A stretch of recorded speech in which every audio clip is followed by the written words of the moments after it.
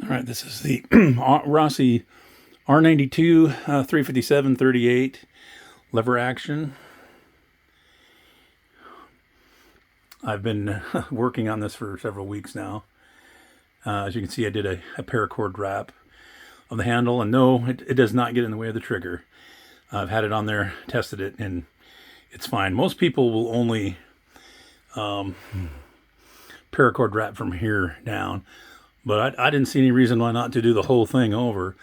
And since it doesn't get in the way of the trigger, I did the whole thing. For this stock, I'd initially taken it apart and worked on it with True Oil, several coats, probably about 10, sanding it with steel wool, 1,000, 1,500 grit, and then using this synthetic. This synthetic steel wool doesn't do anything. It's more like a polishing, if anything. The actual steel wool, 4/0 steel wool, sitting right here, will do way more than this does. So if you want to like put some polish on something and use one of these, that'll work. But if you're expecting to get anything off the surface with this, it's super slick. It just, I don't know. I didn't get a lot of use out of it. I wanted to see if you could see any imperfections in the finish here. There might be a few, but I've spent a lot of time working on this. And so it's pretty clean. My biggest problem was dismantling it, disassembling it. I replaced the extractor spring, cut down the feed tube spring about 3 inches, and put a metal follower in there. We're replacing the plastic one. Put these primary arms dot sight on top of this mount. I had to, this mount goes on there. There's 4 holes underneath the existing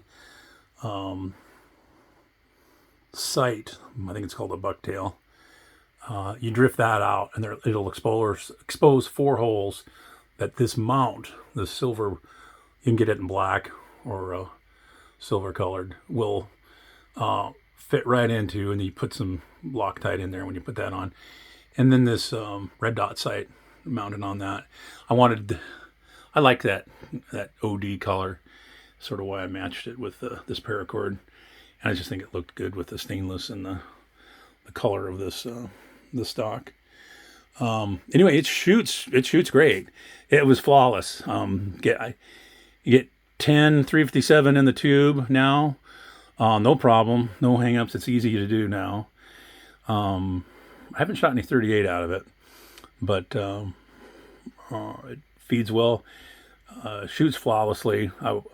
What I did on the internals was I used some of this 1,000 grit sandpaper and then some steel wool on all the mating surfaces.